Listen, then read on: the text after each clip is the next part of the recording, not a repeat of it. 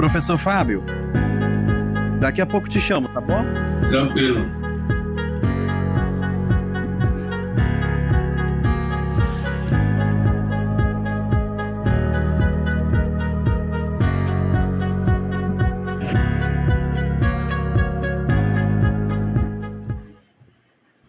E aí, galera do Arena Apologética, tudo bem com vocês? Aqui quem fala com você, o seu amigo e irmão, professor Elton Maia, aqui do Arena Apologética, o seu canal de debate do YouTube.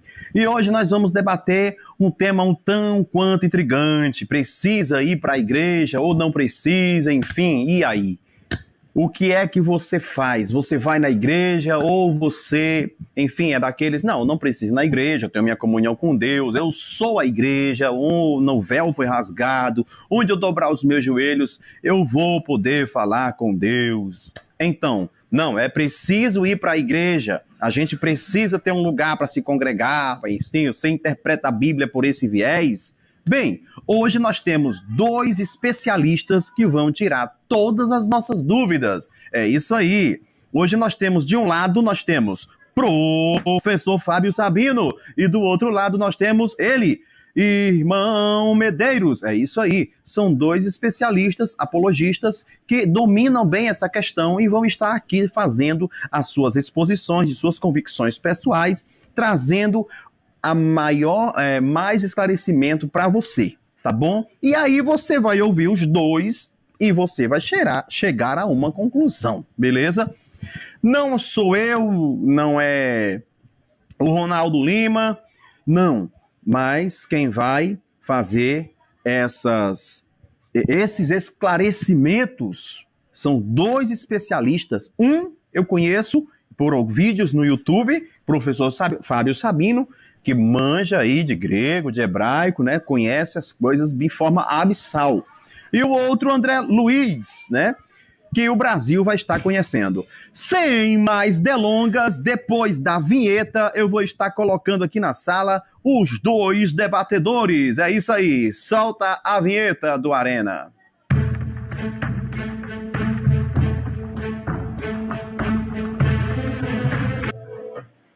Gente, eu percebi que o meu microfone estava desligado agora, gente. Beleza, vou fazer tudo de novo, beleza? É o seguinte, hoje nós temos um grande debate. Né? Vocês ouviram minha voz aí? Acena com a mão assim, dá uma posição de legal, que vocês não estão me... pronto. Vou lá. Solta a vinheta mais uma vez.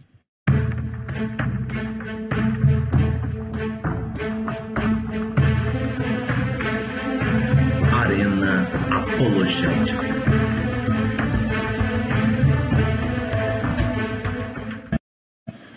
E vamos que vamos! Vamos convidar os nossos debatedores. Eu já quero começar aqui convidando o professor Fábio Sabino. Seja muito bem-vindo, professor Fábio Sabino. E do outro lado, nós vamos convidar também o nosso querido André Luiz. Sejam bem-vindos aqui ao Arena Apologética. Hoje, vocês sabem que vão ter um público aí, um grupo vai apoiar, com certeza, o Fábio Sabino. Um outro grupo, com certeza, vai apoiar o Medeiros. André Luiz Medeiros, é isso? Né? Irmão Medeiros. Irmão Medeiros, é isso aí. Bem, senhores, como sempre de costume, já faz aqui a nossa religião, eu quero pedir os dois debatedores, mantendo a ética, o respeito mútuo, né? Isso vocês já fazem, são homens acadêmicos, nesta plataforma maravilhosa que servem para expor verdades com o objetivo não é meramente de proselitar, não, porque o proselitismo ele é superficial, mas de gerar a reflexão, a verdadeira liberdade. Beleza? Sem mais delongas, cadê o Ronaldo Lima, que está aí nos bastidores, né? Eu penso que o Ronaldo Lima está aí nos bastidores. Bem, neste caso, eu já quero aqui convidar o nosso querido... Quero começar com... Olha aí, olha lá no chat. O pessoal já estão mandando bronca lá no chat. já está dizendo que o pau vai quebrar, já está dizendo que o professor Fábio Sabino está no nível bem mais além. Bem, isso aí, isso aí, a gente sabe que vai ser um grande debate, porque nós temos 2 especialistas no assunto, beleza? Atenção, Ronaldo Lima, é com você aí nos bastidores. Nós vamos agora dar 2 minutos para as apresentações iniciais, né?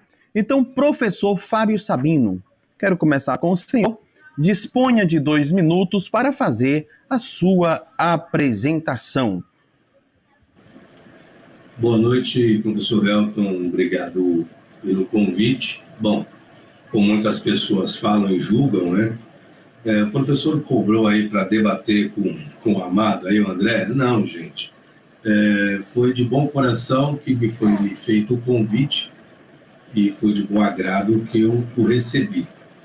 Como o tema não é um tema onde eu vou lidar com muitas questões exegéticas, mas uma questão nem de preocupação e muito menos um debate aqui que eu vou expor aquilo que acredito. Eu não exponho aquilo que acredito, apenas o fundamento. Como muitas pessoas já me conhecem, tenho meu canal no YouTube, já estou há mais de 10 anos fazendo trabalho nas redes sociais, sou professor acadêmico há 15 anos, dei aula em várias faculdades aqui em São Paulo, em vários seminários também, fui e continuo sendo orientador de vários alunos da Mackenzie, metodista, da PUC ainda não encontrei, mas tenho uma escola online, que é a Escola de Exegese Bíblica, e estou aí há 10 anos atuando, trabalhando e trazendo informação aí para as pessoas.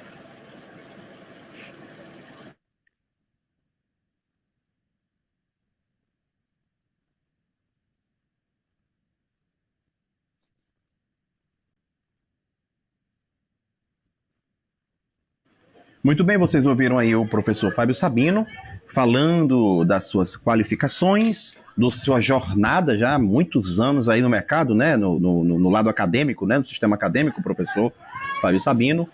E agora nós vamos ouvir também o reverendo André Luiz. Vamos ver o que o André Luiz vai apresentar para nós. André Luiz, disponha de 2 minutos para fazer a sua apresentação. Fique à vontade.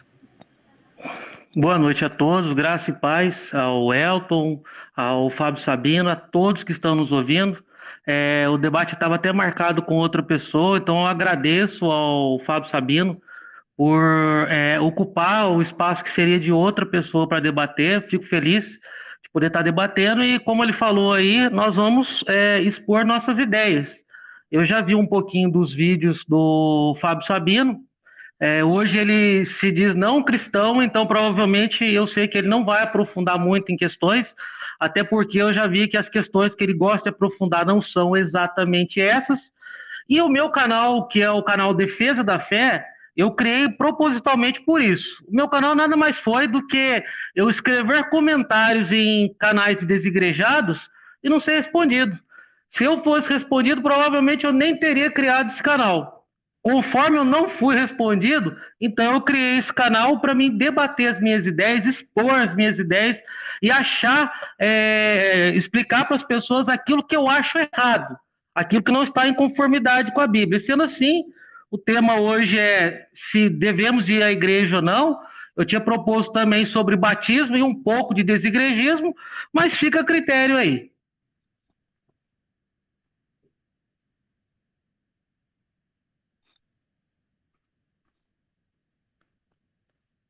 Muito bem. Gente, essa demora que está acontecendo de um para o outro, eu vou já solucionar. É porque é o seguinte, eu estou sozinho, eu estou fazendo a parte do suporte, né?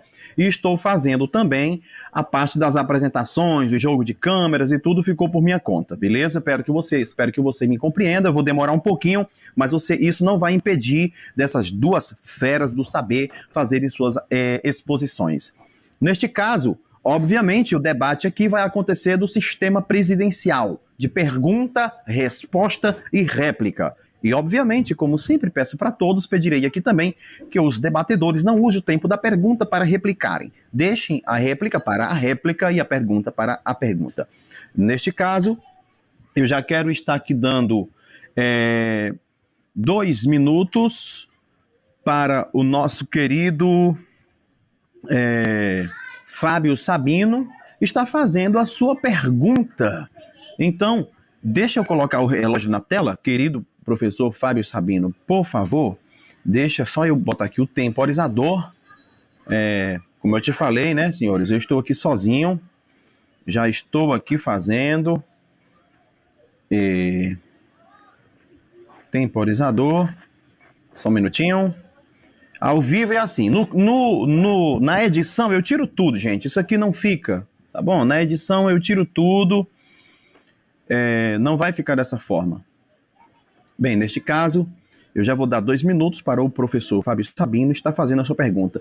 E eu quero mandar um alô também para o pessoal de Minas Gerais, ali de Maranhão, que está ligado na Arena Apologética, e também ao pessoal lá de Rio de Janeiro, beleza? Bem, neste caso, Ronaldo Lima me deixou só. É isso.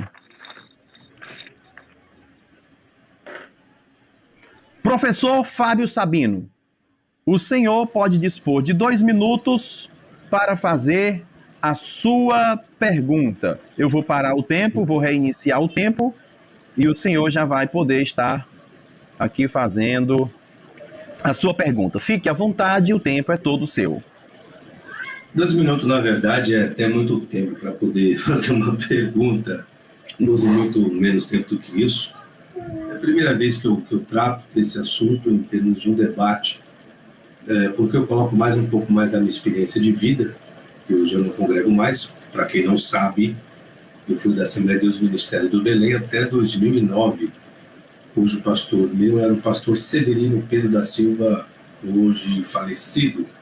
Fiz revisão de alguns livros dele e de lá para cá eu vi que não haveria mais necessidade de eu estar dentro de uma igreja. E por quê? Porque a igreja, na verdade, hoje virou mais uma empresa do que algo como era antigamente. E, pegando esse gancho, eu faço a pergunta aí para o meu amigo, qual a necessidade de estar dentro de 4 paredes se uma vez Jesus não considerou nem o templo de Jerusalém sagrado e muito menos mandou alguém constituir 4 paredes para congregar e estar lá dentro? É isso que eu pergunto. Muito bem. Querido Medeiros, você entendeu a pergunta?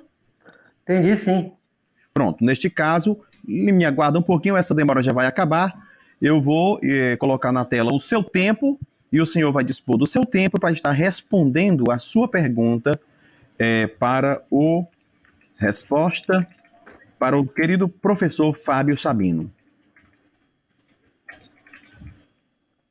O senhor vai dispor de 5 minutos para estar respondendo ao professor Fábio Sabino.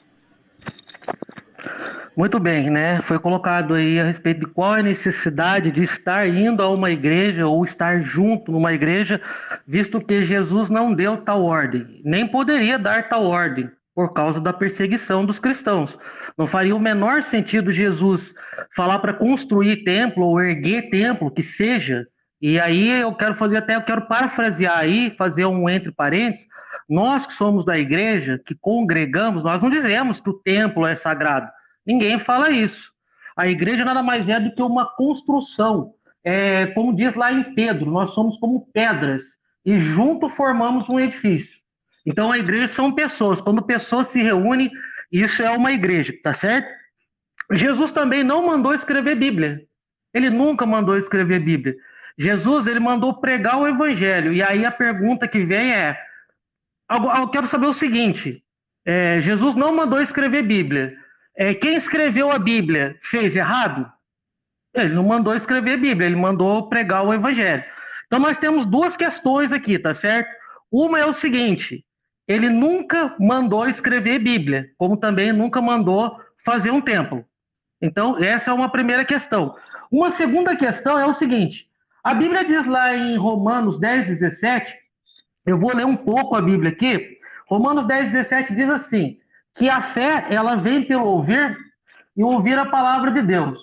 Eu gostaria de saber, principalmente nós estamos falando da igreja primitiva. O Fábio Sabino colocou a situação da igreja do primeiro século, onde a maioria das pessoas eram analfabetas. As pessoas, elas nem sabiam ler. Também não tinha o Novo Testamento pronto, ele só ficou pronto mais para frente. O que tínhamos era o Antigo Testamento, da qual a maioria das pessoas nem sabia ler. Então, eu queria entender como é que pode alguém transmitir os ensinamentos de Jesus não congregando, não estando junto. Esse é um primeiro ponto. O segundo ponto, como eu falei, é a fé vem pelo ouvir e o ouvir a palavra de Deus.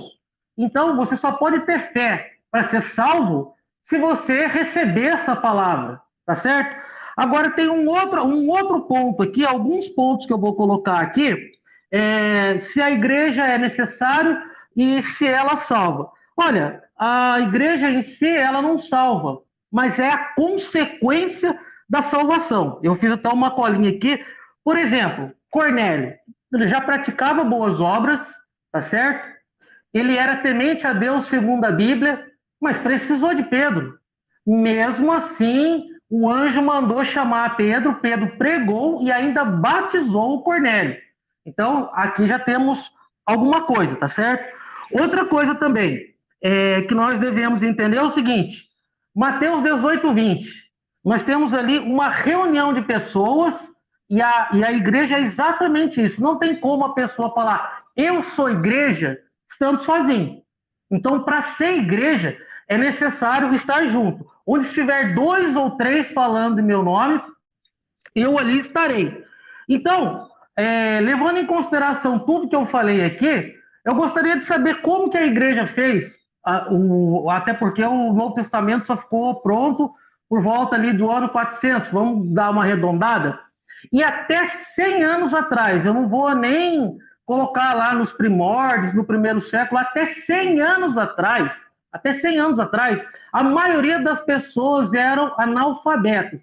Como é que a pessoa poderia receber a palavra de Deus, ela sendo analfabeta? É óbvio que alguém tinha que ler, é óbvio que alguém tinha que explicar para essa pessoa. E isso não tem nada demais. Não é algo assim que seja errado. Muito pelo contrário. A Bíblia diz que o eunuco, quando estava caminhando, ele estava lendo o profeta Isaías, mas não entendia o profeta Isaías. Então, Filipe vem e explica sobre o profeta Isaías e explica coisas referentes às coisas de Deus. Então, essa ideia é uma ideia que é normal, é uma ideia que se faz presente, inclusive o próprio fato dos discípulos serem discípulos do próprio Jesus já mostra que alguém é mestre e alguém ensina. Então, tanto ontem como hoje e eternamente se faz necessário, primordial, congregar. Ok. Essa foi a sua apresentação de resposta. Professor Fábio Sabino, o senhor vai dispor de 5 minutos para fazer a sua réplica, mas como de costume sempre faço, farei com o senhor também. O senhor está satisfeito com a resposta que o André Luiz Medeiros deu para o senhor? Bem, o senhor vai dispor agora de 5 minutos para construir a sua réplica. Neste caso, tempo na tela para o professor Fábio Sabino. Eu vou definir o seu tempo. O tempo é todo seu. Como eu disse para você, o que ocorre? A maior dificuldade que eu tenho é gerar debate com pessoas que vão lidar com fé, com crença, isso e aquilo. Isso é muito complicado. Ele expôs vários versículos, essa é outra dificuldade que eu tenho, em debater com pessoas que pegam versículos aleatórios e não definem nada, fica muito complicado. Uma das falas dele é que no tempo de Jesus existia perseguição. Por isso que não existiu tempo, por isso que Jesus mandou possuir tempo. Uma perseguição via após, tá? Aí carece um pouquinho de conhecimento histórico. Perseguição via após. Até no ministério de Jesus, segundo qualquer relato bíblico, não existe perseguição alguma em cima de cristão. Vamos começar por aí. Outra coisa que ele colocou aqui, o que é a palavra de Deus? Bom, eu te pergunto, se você tem que a Bíblia é a palavra de Deus, eu lhe pergunto, Deus não nos fala do céu? Foi Deus que escreveu?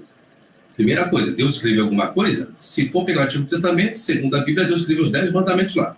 É o único momento em que Deus escreve alguma coisa para alguém. Jesus pediu para alguém escrever. Se você for pegar todo o Novo Testamento, se for respeitar o livro do Apocalipse, sim. Existe algo para falar. O que vês, escreve. Logo, então, tem que escrever. Outro termo que tem que separar é: Jesus mandou escrever Bíblia. Não, meu amigo, Jesus não sabia nem de questão dos escritos que iria existir. Ele vai lidar com aquilo que era existente. É o Torá. Então, o Torá já existia. E se Jesus fosse um ignorante, como ele colocou, que as pessoas, a maioria... Eu vou colocar a maioria, tá? Porque ele deu uma generalizada. As pessoas eram analfabetas.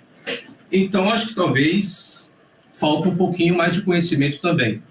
Porque toda criança judia, ela é formada aos 12 anos na escola, tá? E a menina aos 13. Por isso que você tem a formatura chamada Bar Mitzvah e Bat Mitzvah. Agora, você falar que os apóstolos nunca estudaram uma yeshivá, que na época existia a escola de Hillel e de Shammai, tanto que Gamaliel assumiu a escola de Hillel, o qual Paulo estudou, vou colocar dessa forma, conforme está na Bíblia. Então, se você dizer que todo mundo é alfabeto, é uma ignorância. Ainda mais para quem eram pescadores. Para serem pescadores, tinham que saber escrever, fazer matemática, tinham que vender. Né? Aquilo que comercializavam, eles eram comerciantes. Comerciantes analfabetos é meio complicado. Matemática tem que entender, escrever alguma coisa. Volto. Os apóstolos eram analfabetos? Não. Né? Se eu pegar o termo grego lá, gramateus, né? Que as pessoas colocam, talvez os apóstolos eram analfabetos, isso aqui não tem nenhuma fundamentação. A Gramatos carece de conhecimento de uma yeshivá, uma escola rabínica que existia na época, como eu falei. Depois ele colocou a questão do eunuco, né? Se a pessoa está lá porque o rapaz não sabia, só que o eunuco interpretou a passagem, não quer dizer que a pessoa era uma pessoa leiga, que não soubesse ler. Ele não tinha o entendimento de interpretação, assim como a Bíblia em português hoje. Tem gente que lê, sabe ler, mas não sabe interpretar. Por isso que existe uma ciência hoje dentro da teologia chamada de hermenêutica. Hermenêutica é a arte de interpretação de texto. Isso não quer dizer que a pessoa que lê, nem todo mundo que lê sabe interpretar. Agora, todo mundo que interpreta, por que sabe ler? Essa é uma questão. Então, tem que tomar cuidado com algumas questões, pegar textos aleatórios, falar esporadicamente, tanto que eu tentei anotar aqui todas as indagações dele, porque o tema aqui é a questão do desigrejado, certo? Certo. Igual eu falei, a questão do templo. Jesus tinha um templo santo para si? Não. Ele falou que a casa era a casa de oração. Não é isso? E fizeram o que da casa de oração? Covil de ladrões. Mudou? Não. Aí, se o templo fosse tão santo para Jesus, não haveria necessidade de Jesus profetizar a destruição do mesmo. E o templo de Jerusalém não foi uma vez só destruído, foram várias. Então, se o templo é santo, por que ele tem que ser destruído? Então, Deus carece do quê? Deus carece de uma responsabilidade para que as pessoas não o destruam? Está lá até hoje derrubado. Né? Então, tem que tomar cuidado de outra. Aí a igreja que se coloca, realmente são as pessoas? São as pessoas. Agora, preciso ter duas pessoas ao meu lado? Não. Eu preciso apenas de mim e do outro. Se tiverem dois, eu e o Pai, somos quantas pessoas? Não somos duas? Então, eu sou a igreja juntamente com ele. Meu contato é direto com ele. Eu não preciso de um intermediário, de um líder ou de qualquer pessoa que seja, para ter o contato que eu quero ter com Deus. Logo, então, eu sou a igreja juntamente com o meu Criador. Muito obrigado.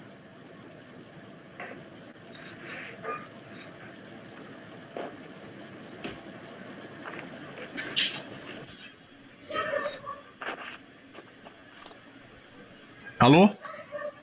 Estou escutando. Vocês estão me ouvindo, né? Beleza. Vocês ouviram aí a réplica do professor Fábio Sabino.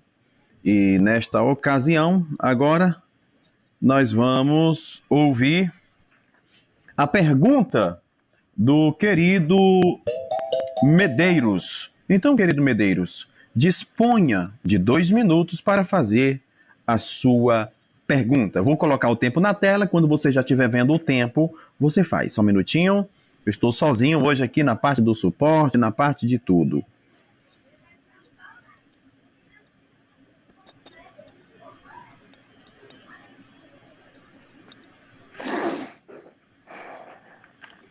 Então lá vamos nós. Vou colocar aqui, aí aguarde aí. Pronto, pode dar sua resposta. Muito obrigado. Bom, eu quero fazer uma pergunta da seguinte maneira, né? O conceito de igreja, embora eu vi o Fábio Sabino falando a respeito dele e do Pai, não é isso que diz. Jesus diz onde tiver 2 ou 3. Então, a partir do momento que ele fala em Mateus 18, 20, onde tiver 2 ou 3 falando meu nome, eu ali estarei. Então não é dois, é dois ou três, tá certo? Então, segundo o conceito de igreja, e como ele falou a respeito de texto sem contexto, eu peguei textos, né, que falam exatamente sobre a igreja, não é sem contexto, para você ler antes ou depois, não tem como derrubar. Mas vamos lá. Segundo ele, ele disse que não havia templo. Eu gostaria de pedir para o Ronaldo colocar aí na tela. O primeiro templo cristão veio entre 33 e 70 depois de Cristo. E é óbvio que tinha, sim, a perseguição. Depois do ministério de Cristo. Jesus sendo um profeta, é óbvio que ele sabia dessa perseguição. Então vamos lá. Segundo Mateus 18, 20, a igreja, ela é uma união de pessoas, e nesse capítulo até trata a respeito, sabe do quê? Do irmão que é culpado. Como que se trata com esse irmão culpado? Sendo um conceito de igreja, um conceito de pessoas. Agora eu queria saber quando e onde surgiu essa questão do desigrejado, que não precisa ir no congregar, que não precisa estar junto com os irmãos em comunhão, que não precisa dividir os dons, conforme lá em 1 Coríntios, que não precisa nada. Eu gostaria de saber quando surgiu esse conceito, porque para mim esse conceito não tem mais do que 15 ou 20 anos no máximo que eu vejo na internet. Até então eu não vi. Eu gostaria de saber onde surgiu esse conceito e que o professor explicasse Mateus 18, 20, onde tiver 2 ou 3, não é só 2, é 3. Eu ali estarei no meio deles. Muito bem, senhores, vocês ouviram aí a pergunta. Querido professor Sabino, o senhor entendeu a pergunta? Sim. Pronto, neste caso, eu vou colocar o tempo na tela para que o senhor já esteja fazendo a sua resposta. Vamos lá, questão... Eu vou colocar o tempo. Pronto, tempo na tela. Questão de desigrejado. O termo, a colocação, é uma colocação nova. Agora, a consequência sempre existiu. Desigrejado não é só cristão, não. Desigrejado era até outros lá. Vamos pegar o povo judeu. Aquele que aderia ao cristianismo era considerado o que perante o judeu? Era considerado o que perante o judeu? Vou colocar um termo, vai, desigrejado. Porque deixava os ensinamentos do Torá e aderia a um novo ensino. Tá? E também vou dizer, e aquele que se tornava um cristão e queria ser um judeu, entrava no proselitismo. Vamos supor que você tem um cristão, que a Bíblia vai falar sobre isso, né? Que volta aos rudimentos antigos. Então, o termo é novo, desigrejado. Porém, a funcionalidade, a existência de deixar, vamos colocar assim, os ensinamentos do Torá, sempre existiu isso. Pode pegar todo o Antigo Testamento, o que vai acontecer? Deus sempre levava em cativeiro, por quê? Porque o povo abandonava quem? Abandonava a sua nação, abandonava o seu povo, abandonava a sua cultura, abandonava a sua lei e ia partir para outras religiões. Então, essa questão desigrejada, das pessoas saírem, vou tirar esse termo agora, das pessoas saírem daquilo que era comum para si, do seu costume, da sua lei, da sua religião, sempre existiu, meu amigo. Isso não é coisa nova, não. Sempre existiu, porque as pessoas procuravam aquilo que achavam ser melhor para si mesmo. E Jesus foi considerado o quê? Quem que Jesus foi considerado? Foi considerado um desigrejado. Porque ele batia de frente com o quê? Com as tradições dos anciões. Quando foram lá falar para Jesus, por que os seus discípulos comem sem lavar as mãos? Vós transgredi as leis de Deus pela vossa tradição.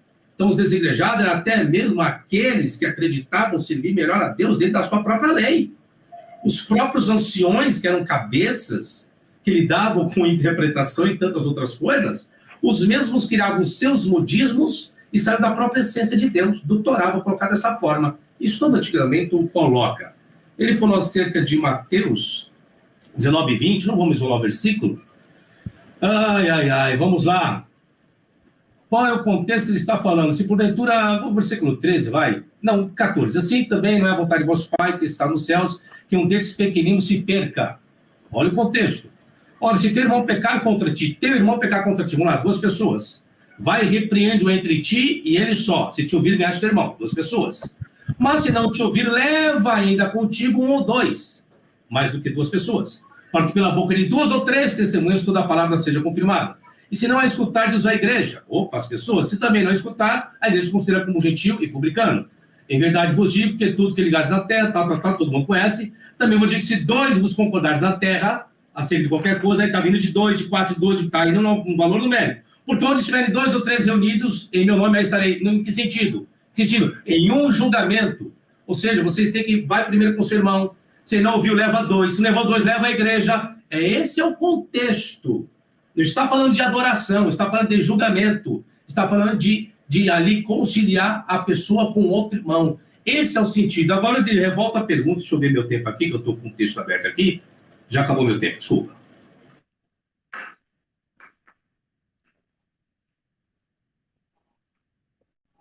Certo?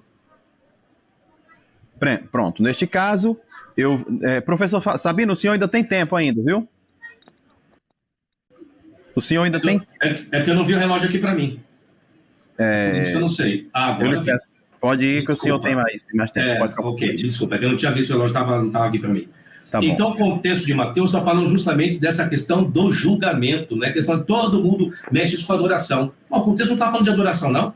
Pode pegar o versículo 13 em diante, isso é o contexto, é regra de hermenêutica. Agora, se alguém chegar para mim e falar que ali onde tiverem 2 ou 3 em meu nome, ali estarei, em que sentido? Aí eu faço até pergunta para o amado aí. Em que sentido Jesus está presente? Em que sentido? Espiritualmente, como que é isso? Não vou usar de fé e nem da crença, não. Ele foi com o corpo glorificado lá para a eternidade. Né? Está escrito em Atos. Como que ele está presente, então? Em que sentido? Está dizendo que ele estaria presente. Eu quero entender isso também. Mas o contexto não tem nada a ver com adoração, está falando de julgamento. Por isso que eu falei, se eu quiser adorar a Deus, eu adoro. Mas se esse versículo falar que você está falando de adoração, tem que desrespeitar todo o contexto, porque o contexto está falando de repreensão, está falando de julgamento para conduzir a pessoa melhor. Essa é a questão. Muito obrigado. Muito bem, senhores. Vocês estão vendo aí os debatedores, né? Você acabou de ouvir agora a réplica do professor Fábio Sabino. E agora nós vamos para o segundo bloco. Neste segundo bloco, quem começa perguntando é o Medeiros, nosso querido irmão Medeiros. Então, Medeiros, o senhor vai dispor nesta ocasião de 2 minutos para estar fazendo a sua pergunta para o professor Sabino. Já vou colocar o seu tempo na tela, como eu disse para o senhor, eu estou sozinho aqui, tá bom? Ronaldo Lima me abandonou, mas eu já estou colocando. Só um minutinho. Espero que os espectadores também me compreendam, né? Que eu estou sozinho. Mas é isso, ao vivo é assim. Estou redefinindo aqui. Já estou colocando na tela.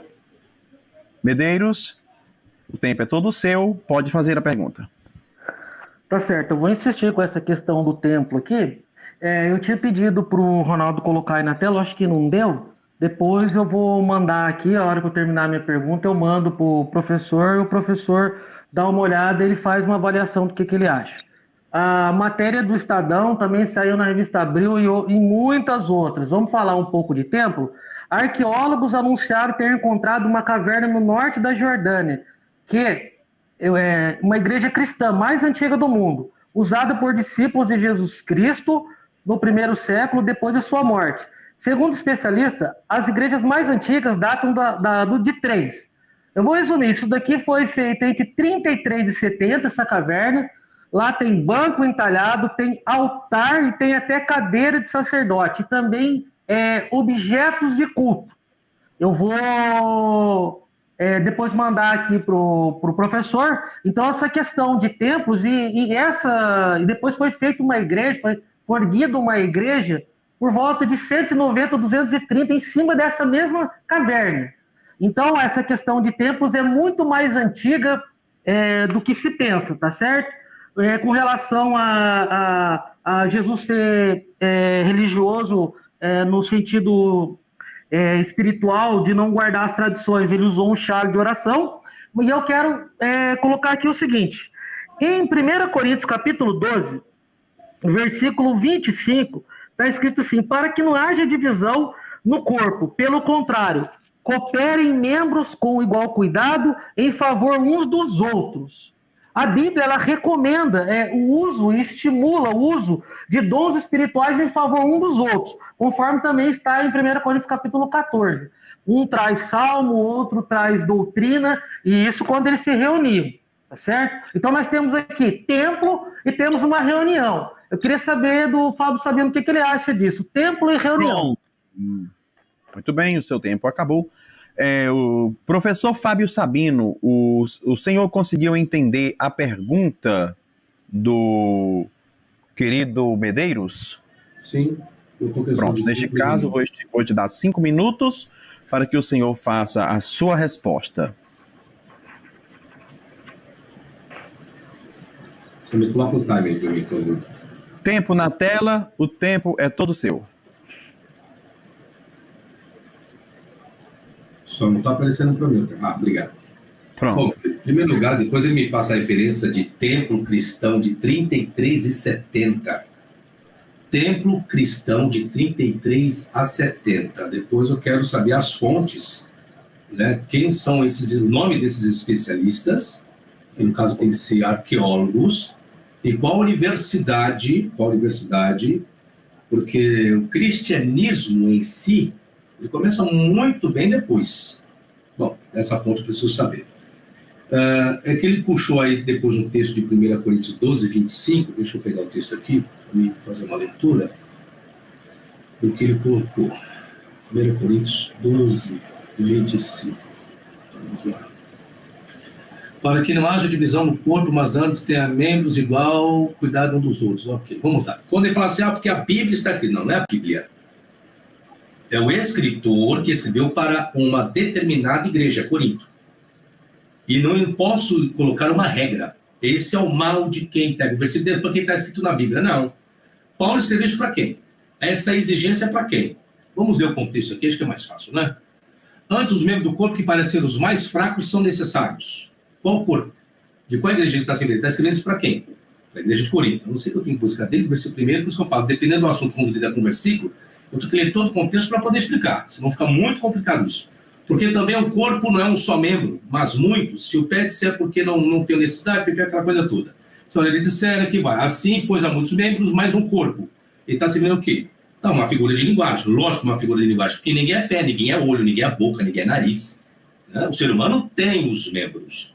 Ele faz uma figura de linguagem da importância que existia entre as pessoas por causa do conflito que estava existindo dentro da onde? Dentro da igreja de Corinto. Então, algo que ele pede para a igreja de Corinto. E os que o reputamos serem menos honrosos no corpo, a eles honramos muito mais, porque 24, porque os que em nós são mais nobres não têm necessidade disso, mas Deus assim formou o corpo, dando muitos mais honra ao que tinha falta dela, para que não haja divisão no corpo, mas antes tenham os membros igual cuidado dos outros. Ele está falando o quê? De igualdade entre todas aquelas pessoas, porque a pior igreja que existia para Paulo era a igreja de Corinto. Isso já fala lá na festa do Agapé, na festa lá do amor que existia, do amor fraterno. Era uma bagunça, ninguém se embriagava, a prostituição reinava nessa igreja, o mau caratismo reinava nessa igreja, sabe? Era uma bagunça, era negócio de profecia, de dons, isso e aquilo. Olha a baderna que era. Então você tem uma reunião para gerar o quê? Baderna? É para isso então que se reúne as pessoas? Aí falou entre templo e reunião, é isso que eu estou falando. Templo é uma estrutura, templo é uma estrutura. Agora, reunião é uma sintonia.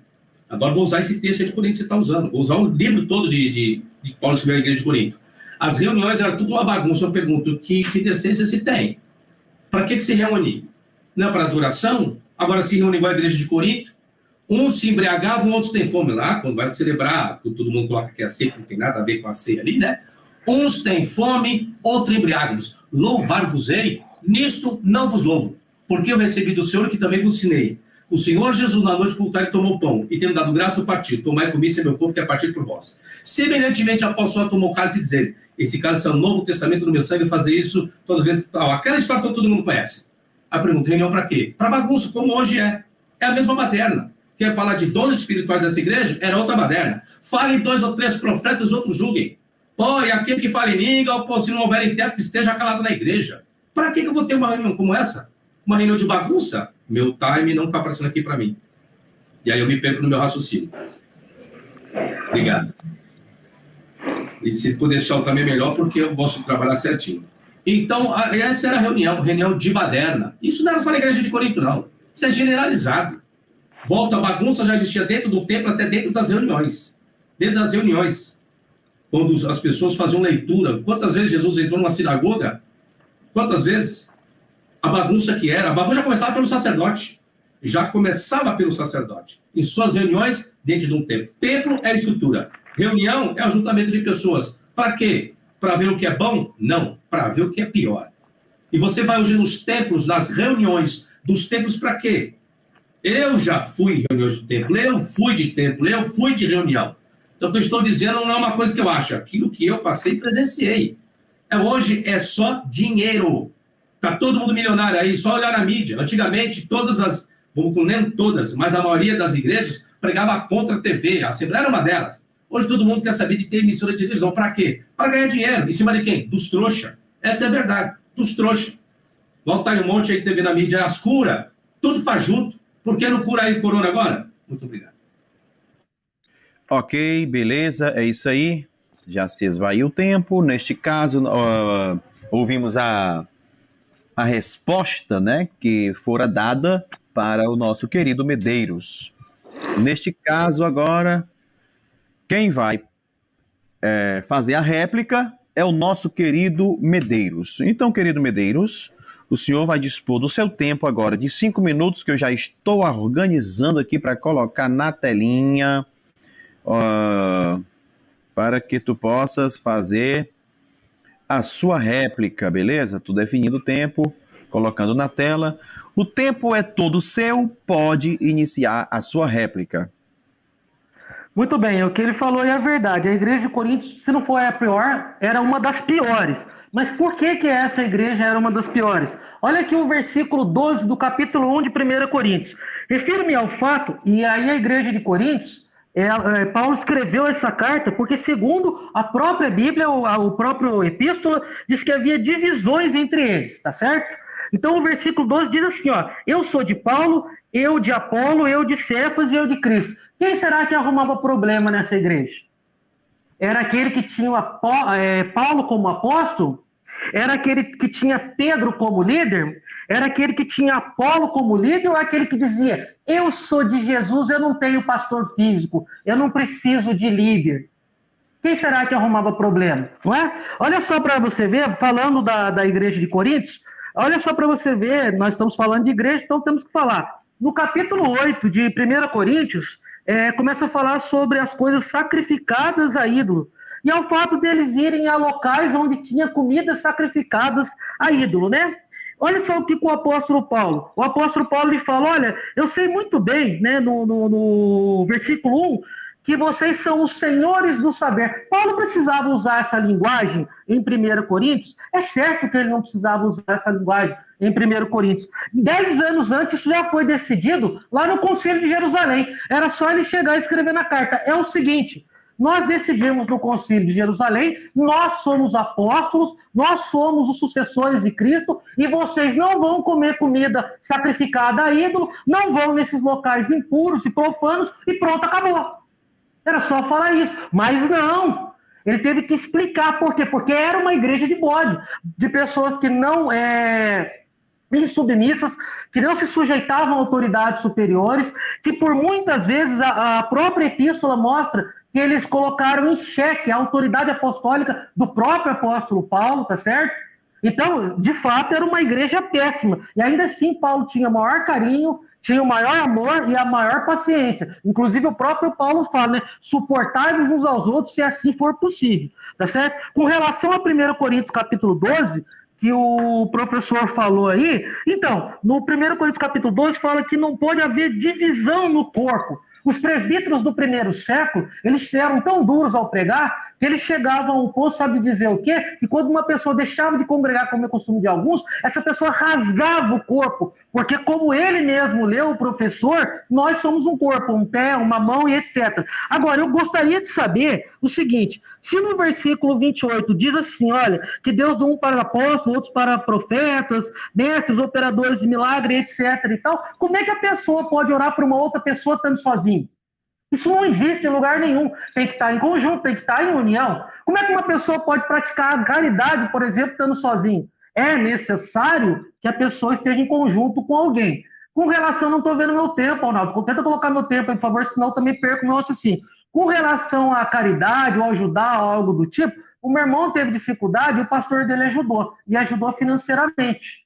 Com relação a curas e milagres, Sabino, eu era da Igreja Mundial do Poder de Deus e vi muita coisa acontecendo na minha frente. Então não vai adiantar você falar isso para mim aqui, porque não vai colar. Nós sabemos muito bem, você também que esteve dentro de igreja, sabe muito bem que Deus continuou curando ontem, hoje e continua curando eternamente. Tá certo? Agora, como é que você sabe que Deus não cura pessoas de Covid? Você fica no hospital o dia inteiro para saber se alguém foi curado de Covid através de uma oração ou fica andando o dia inteiro para a rua? Isso daí é uma coisa que não tem como mensurar, tá certo? Agora, a igreja tem problemas? Tem. E onde que não tem problemas? A igreja sempre teve problemas. Olha, a igreja ela passou por vários problemas ao longo da história. Muitos problemas. A igreja católica, a Inquisição. Aí nós temos casos de pedofilia. E esses impostores, essas pessoas judiam da igreja. E ainda assim ela continua aí. E por que ela continua aí? Porque o próprio Cristo prometeu que as portas do inferno jamais prevaleceriam contra a igreja. Ele é a rocha que sustenta a igreja. Ainda que ela tenha problemas, ainda que ela tenha dificuldades, ainda que ela tenha cometido coisas que não tem nada a ver, ainda que um teólogo como Agostinho, por exemplo, incitar pessoas a batizar um recém-nascido, coisa que não tem nada a ver, olhando biblicamente falando, ainda que essas pessoas tenham falhas, os pais da igreja, ainda que os componentes da igreja tenham erros, ainda assim ela continua sendo a igreja. E ninguém conseguiu destruir ela em 2000 anos. Tá certo? Agora, se você teve problema na igreja, aprenda com Paulo suportar uns aos outros. Com relação a outras coisas aqui, olha o que a Bíblia diz em Efésios 2. Tá bom. Okay. Neste caso, senhores, o debate está maravilhoso, muitas pessoas estão apreciando essas duas feras. Vocês ouviram aí a réplica do nosso querido Medeiros. E agora, quem vai fazer a pergunta é o reverendo professor Sabino. Professor Sabino, já vou colocar aqui o tempo na tela, para que o senhor esteja aí fazendo a sua pergunta para ele. Espera ainda, já estou aqui redefinindo. Tempo na tela, o tempo é todo seu, fique à vontade para fazer a sua pergunta. Eu estou fazendo uma colocação aqui. O debate sobre desigrejado não é minha pessoa. Se o debate for para atacar minha pessoa porque disso, porque eu fui daquilo, isso para mim não é debate. Me desculpa.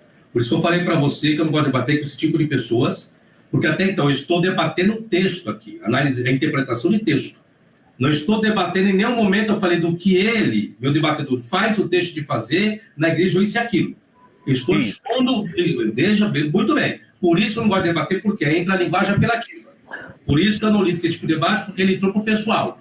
Professor, se você não fez isso, vai conversar com o Paulo isso aqui. Bom, opa, o debate não é pessoal não, da minha pessoa está dele não. Bacana, nesse caso... Não, já estou me retirando da sala porque eu sei isso onde vai dar. Por isso que eu falei para você no debate, porque as pessoas que querem debater comigo, quando não conseguem utilizar a argumentação, que é a racionalidade ou a interpretação, vai para o lado pessoal. É por isso que eu falei para você que eu não gosto, porque pessoas, quando eu vou debater com pessoas que lidam com fé e crença em milagre, é nisso que dá, tá certo? Então, me desculpa, mas já estou me retirando da sala e fico para a próxima vez você me arrumar uma pessoa à altura sobre esse assunto que eu debato, mas cujo nem a fé, nem a ciência e nem ataco o lado pessoal. Muito obrigado. Então, vocês perceberam aí, né, que o professor Fábio Sabino saiu da sala, ele se sentiu ofendido. Eu achei que no calor de um debate acontece, sim, acontece um pouco de ironia, acontece... Pois não. Vou dar uma consideração. Ele falou que eu ataquei a pessoa dele. O debate não é a respeito da análise de texto crítica? O que tem a ver, então, as igrejas hoje, se as pessoas enriqueceram ou não? Se o texto é o que conta no debate. Você concorda comigo? A partir do momento que ele deu essa abertura, a partir do momento que ele quer falar se as pessoas estão enriquecendo ou não, se estão roubando dinheiro ou não, se as curas são fake ou não, ele deu o direito de eu falar. Se ele ficasse só no texto, eu não teria falado isso. Deixa eu falar uma coisa. É o seguinte. O professor Fábio Sabino aceitou o convite, né? Eu o convidei para que ele viesse participar do debate no Arena com o nosso querido irmão Medeiros, e ele veio. Então, o que acontece? Eu avisei no início que não houvesse ataque a ofensas. Eu percebi que o debate estava normal, porque dentro de um debate acontece esse calor, onde você refuta, onde você questiona os argumentos do outro. Realmente, ataques pessoais não pode, o Arena não permite. Mas eu entendi que estava padrão. Obviamente, dentro de um debate as coisas acontecem acoloradas. Né? Eu entendo que o espectador possa entender a situação. É a primeira vez aqui no Arena que um debatedor sai ao vivo em rede nacional, porque o Arena é assistido nacionalmente, em todo o Brasil, né? Então o Brasil inteiro viu o que aconteceu. Mas bem, eu quero aproveitar a ocasião, porque o nosso professor Sabino, ele saiu da sala, realmente. Eu quero, nesta ocasião, perguntar se alguém quer perguntar alguma coisa aí, se você quer continuar aqui no debate com o Medeiros, né? Já quero deixar claro que o debate aqui no Arena Apologética, o Arena não tolera realmente ataques pessoais, não tolera. Isso já vem sendo sempre dito, tanto pelo Ronaldo Lima quanto por mim. O Arena Apologética é um canal que promove o saber, né? Então é isso, o professor Sabino saiu da sala, ninguém é obrigado a nada. Eu agradeço, mesmo na ausência dele, aqui a participação dele, também a participação do nosso querido Medeiros, no calor de um debate, gente. Vou ficar próximo da câmera para você me ver. No calor de um debate, acontece de você questionar, de você refutar, né? Isso é normal, faz parte do calor de um debate. Mas bem, façam perguntas aí para o Medeiros.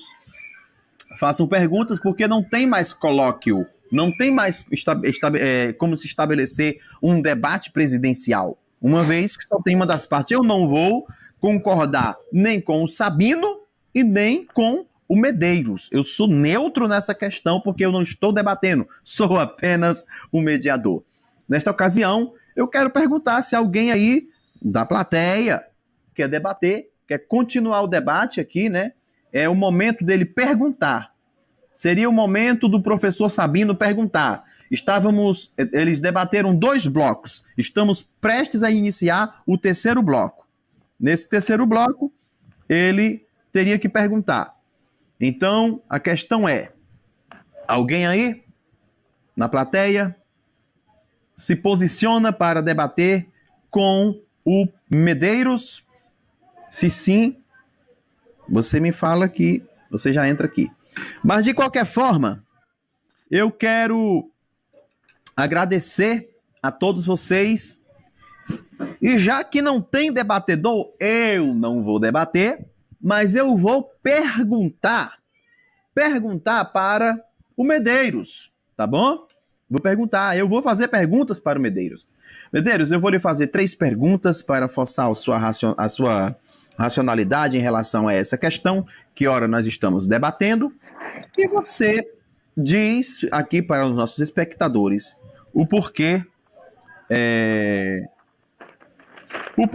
que... Então, faça a sua pergunta, querido, ou então você manda um oi no meu WhatsApp, que eu já te ponho aqui no Arena. Manda um oi para mim. Eu te dou 1 minuto e meio para você fazer tudo isso. Manda um oi para mim lá no meu WhatsApp, a minha descrição tá aí. Vou colocar aqui, já está na descrição do vídeo, meu WhatsApp.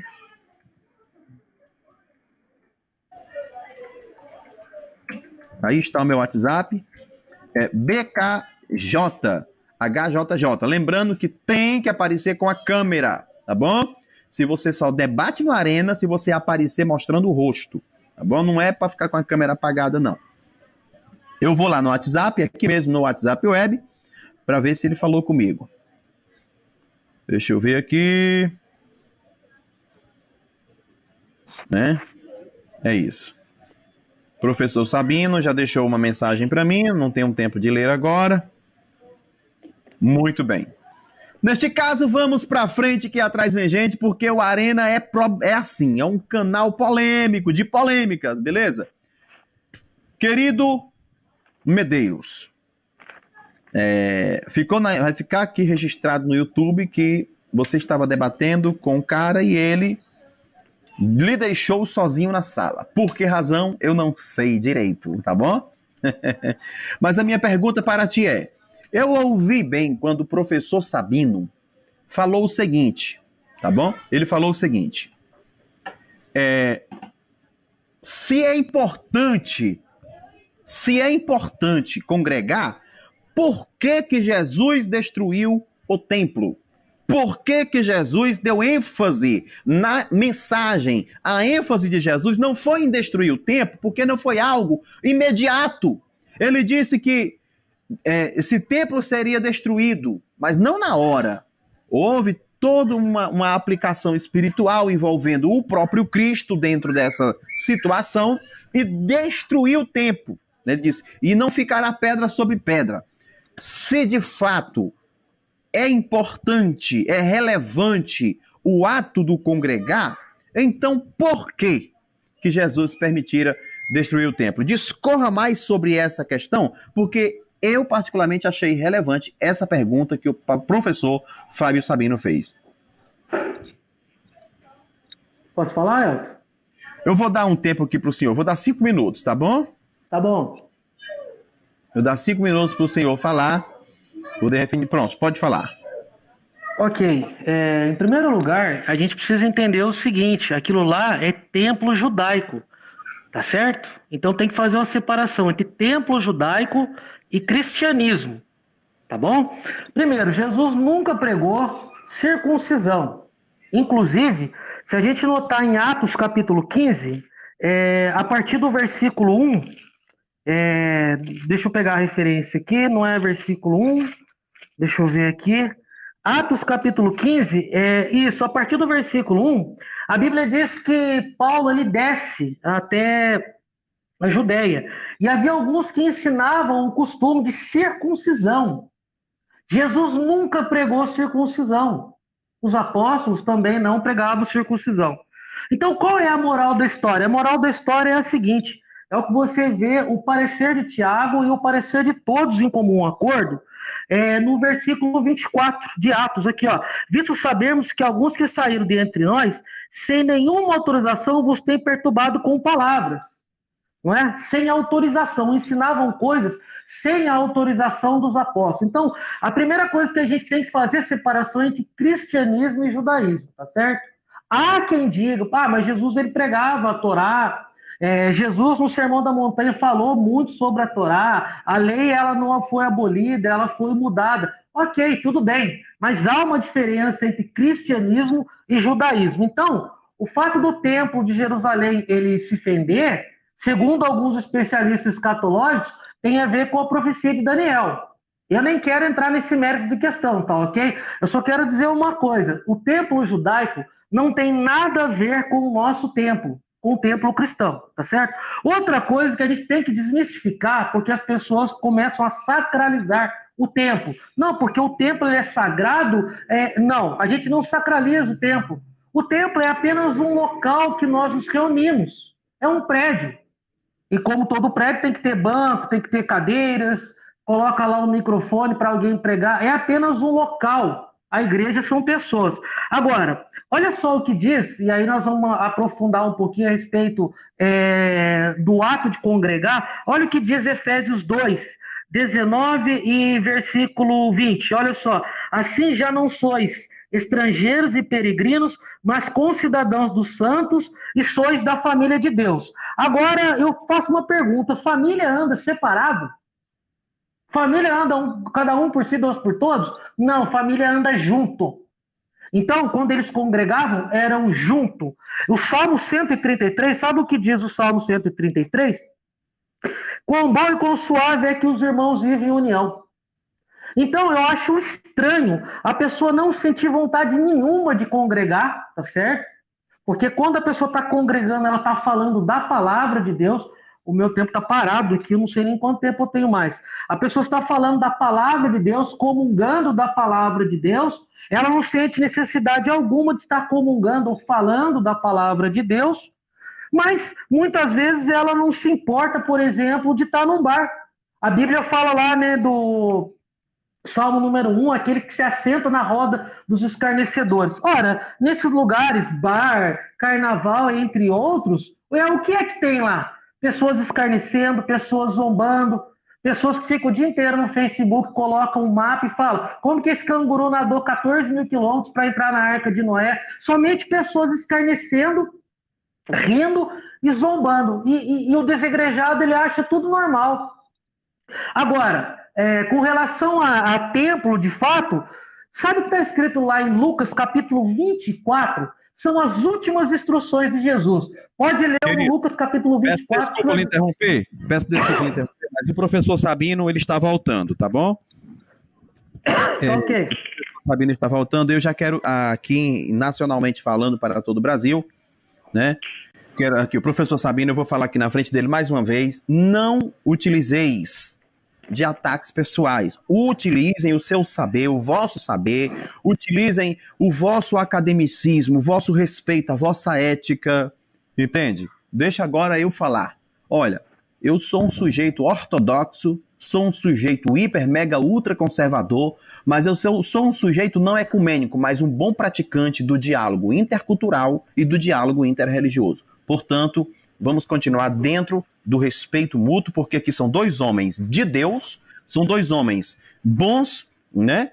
E vamos em frente. Bem, o professor Fábio Sabino voltou, mostrou para o Brasil que ele não correu por medo, ele se sentiu ofendido por alguma ocasião aqui, não é para águas são passadas, vamos em frente. Neste caso, estamos para o terceiro bloco e... Professor Fábio Sabino, o senhor pode começar perguntando. Tá, antes de eu fazer a pergunta aqui, o meu debatedor, ele enviou o texto para mim. Você enviou para mim, não enviou? Acerca da reportagem? Do Estadão? Ok. O que você me colocou, eu vou só ler aqui para você, eu vi que é de um arqueólogo, tá? Só que o comunicado diz que o culto, está bem escrito aí, começa na era cristã. Você sabe, quando iniciou a era cristã, o monumento ele é antigo, tá? Ele colocou entre 33 e 70 depois de Cristo, encontrado abaixo da igreja de São Jorge, na cidade de Rihab, no norte da Jordânia. Os primeiros cristãos teriam fugido para a região depois de sofrer perseguição em Jerusalém. A igreja subterrânea seria o local de adoração e também as casas desses primeiros cristãos. Segundo os arqueólogos, a caverna tem sinais claros de rituais realizados no início da era cristã. Início da era cristã não é no primeiro século, tá? É muito bem posterior. Isso é o que a história vai comprovar, tá? Só um adendo aqui da informação que você me passou, achei interessante. Porém, quando vai falar de um culto disso, daquilo, só, aí mesmo está escrito só no período da era cristã, e a era cristã não inicia no primeiro século, tá? Apenas isso. Beleza, nesse caso vamos retomar. Já vou colocar o tempo na tela para que o professor Fábio Sabino faça a sua pergunta neste último bloco para o nosso querido Medeiros. Tempo na tela. Ok, deixa eu pegar aqui algumas perguntinhas que eu separei. Ele está colocando a questão do tempo, disso, daquilo. Deixa eu pegar aqui. Uma questão, Jesus, ele fazia diferença entre templo e sinagoga? Existia diferença para Jesus ou templo e sinagoga é a mesma coisa? Essa é a minha pergunta. Muito bem, querido Medeiros, o senhor conseguiu captar bem a pergunta? Sim. Pronto, neste caso já vou colocar 5 minutos para que o senhor esteja colocando a sua réplica. Tempo na tela, tempo está redefinido, o tempo é todo seu. Tá certo. O Fábio, primeiramente, então, eu quero pedir desculpas se você se sentiu ofendido, tá certo?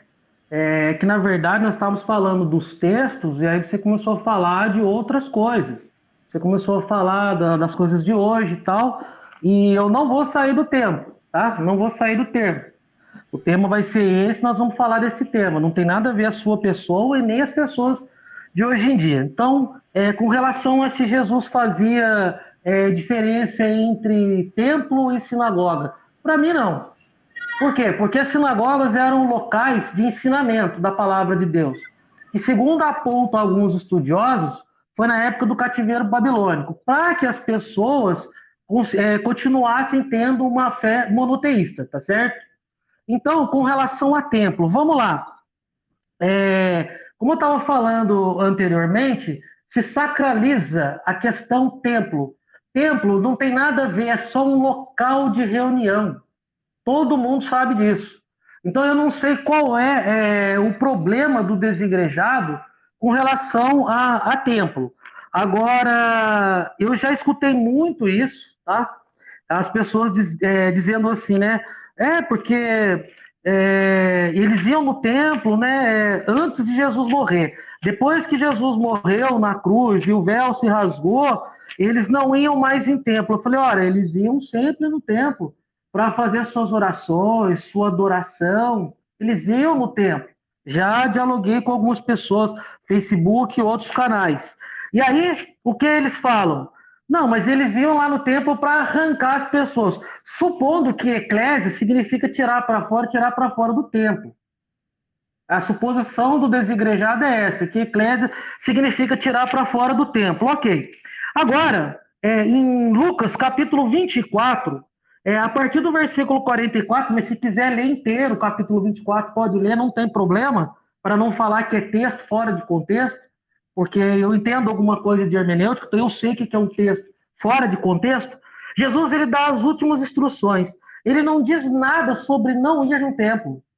E olha que agora ele já ressuscitou, já levou sobre si os pecados, já foi crucificado, o véu já se rasgou, já aconteceu todo aquele processo. E olha só o que diz o versículo 53. Então eles, adorando, voltaram para Jerusalém tomados de grande júbilo, e estavam sempre no templo louvando a Deus e bendizendo. Ora, me parece, quando eu vejo em Atos 2, quando eu vejo em Atos dos Apóstolos, em outras passagens, quando eu vejo aqui, quando eu vejo a igreja de Corinto se reunindo, quando eu vejo lá em Filipenses capítulo 1 que a igreja tem ministros, quando eu vejo lá em 1 Coríntios capítulo 12, como o professor mesmo leu, o dom de curas, o dom de milagres, né? Quando você vê em 1 Coríntios capítulo 14, um tem salmo, o louvor, o outro tem mensagem, né? O outro traz revelação ou doutrina, desculpa, eu vou corrigir, doutrina, os crentes não tinham problema. Os crentes da igreja primitiva não tinham problema com construção, não tinha problema com templo. Quem arrumou esse problema com templo, essa aversão a templo, foi desigrejado. Aí uma questão vai trazendo outra, né? Daí eles começam a falar lá sobre Mateus capítulo 23, quando Jesus falou contra os líderes religiosos, mas contra os líderes religiosos eles eram fariseus. Eles não têm nada a ver com a gente que somos cristãos. Nada, absolutamente nada. Jesus se dirigiu àquelas pessoas. Nós não temos nada a ver com isso. Até porque, uma vez eu questionei um desigrejado e disse, olha, como é que quando é para receber os dízimos, vocês dizem que os pastores de hoje não são levitas? E daí, quando se refere à repreensão de Mateus 23, aí os pastores passam a ser levitas. Eles passam a ser fariseus. Interessante esse conceito, né? Isso é o que eu chamo de pau que bate em Chico, bate em Francisco. É 2 pesos, 2 medidas. Então eu não vejo Jesus fazendo diferenciação entre templo e templo, até porque é um local de adoração, é um local onde as pessoas aprendiam da palavra de Deus e ninguém é melhor para explicar esse conceito de ensinar a palavra de Deus, de ensinar o amor ao próximo, a corrigir até mesmo muitos excessos que os fariseus impuseram sobre as pessoas, leis que não haviam no 613 mitzvot, não haviam, e eles colocavam sobre os homens fardos pesados. Então, eu não vejo Jesus fazendo diferença entre sinagoga e templo, e Jesus curou tanto no templo como na sinagoga. Muito bem, lhe restou 13 segundos, mas é isso. Essa foi a sua resposta. E agora, acabou seu tempo, e agora nós vamos para a réplica do professor Fábio Sabino. Eu vou dar para ele 5 minutos. Professor Fábio Sabino, já estou aqui redefinindo o tempo. Tempo na tela, o tempo é todo seu. Bom, acerca do que eu falei para você, é que a minha exposição, eu estou falando uma exposição não de uma forma pessoal, de uma forma que você serve ou deixa de servir. Foi isso que você jogou para mim.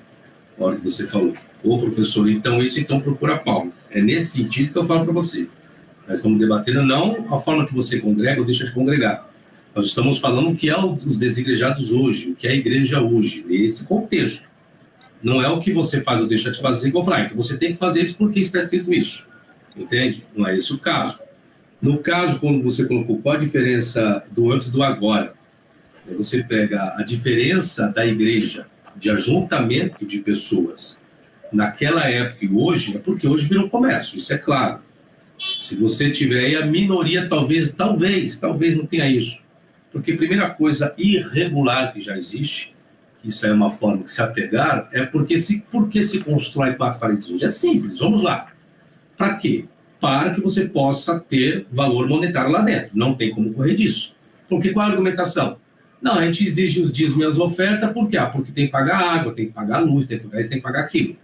Como eu já disse, já falei, se é para exigir o dízimo, como todas exigem, algumas exceções, né, de algumas denominações que não exigem, então vamos cumprir com a lei também do dízimo. Vamos atender a viúva, vamos atender o órfão, vamos atender o estrangeiro. O estrangeiro, quem é o estrangeiro? É o irmão de fé? Não, não é irmão de fé o estrangeiro. Quando o dízimo é instituído, é uma outra história. Então, já que se exige, então vamos fazer por onde? Mas essa não é a realidade. É isso que você se sentiu meio ofendido que eu falei. Então, essa é a questão. Porque se exige, já que quer exigir conforme a lei, porque o dízimo não é cristão, por mais que mas Melquisedeque teu dízimo, a lei não existia. Não, sobre isso tem uma porrada de vídeo aí. Isso é outra desculpa farrapada também para esses líderes. A maioria desses líderes são cangulosos. Não sou eu, canguloso. Eu não ludibriei a fé de ninguém, a fé de ninguém, a crença de ninguém, para poder pegar dinheiro. Eu não estou fazendo campanha aqui na internet, como muitas denominações faziam, fui de lá e eu sei. Campanha disso, campanha daqui. Não, irmão, tem que fazer campanha para pagar isso, pagar aquilo. Pô, mas eu disse minhas ofertas, estão onde? O que você está fazendo com isso, então? Aí você vê o pobrezinho passando fome, que deu dízimo 30 anos dentro daquele templo, por isso que eu sou a favor de desigrejado, e quando ele cai, como muitos caíram nessa pandemia, que não tinham condições de trabalhar, não tinham nada, e o caixa da igreja afarropado, lotado, vê se foi lá ajudar os irmãos, vê se foi pagar o dentista, vê se foi pagar um convênio de alguém, vê se foi pagar algum exame de alguém. A minoria talvez fez isso, mas uma boa parte dela não fizeram. Muitos cristãos passaram fome. Aquele que viveu o tempo todo dentro daquele templo, adorando, servindo, achando que estavam no local certo, na hora certa, no momento exato, adorando o seu Deus. Aí, quando cai nessa pandemia, o que aconteceu? O abandono. Por isso que é melhor estar fora, estar bem com Deus e com a sociedade e com o próximo, do que estar dentro e fazendo inimigos dos que estão lá dentro e muito mais daqueles que estão lá fora. Essa é a questão. O tempo está parado para mim aqui. Vou pausar. Voltou aqui. Então, essa é a questão, por isso que eu defendo a questão do desigrejado. Como eu falei, sempre existiu na história, sempre existiu. Isso não é novidade agora, não. Isso que eu estou falando. Porque cada ser humano tem seu raciocínio, seu QI.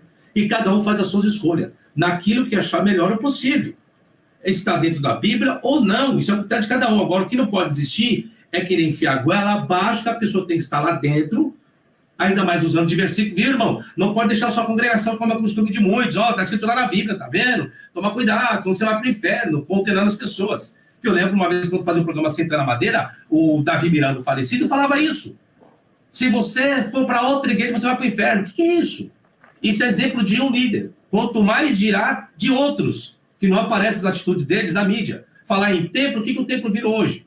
Virou pior do que uma casa de candomblé onde tem toque. Pior. Agora, vê se as pessoas fazem dentro da sua casa, ali no algum. Não, precisa de um pandeiro para tocar, precisa de um saco de fogo, porque eu sei que eles que eu subi monte muitas vezes. Eu fazia oração a Deus, eu moro no santuário. Então eu sei o que é o tal do reteté de Jeová. Eu vim disso. Então eu estou dizendo de algo de fato, de comprovação. Por isso que eu falo que hoje eu estou bem melhor assim, do que estar dentro de um templo onde só existe a máquina do dinheiro.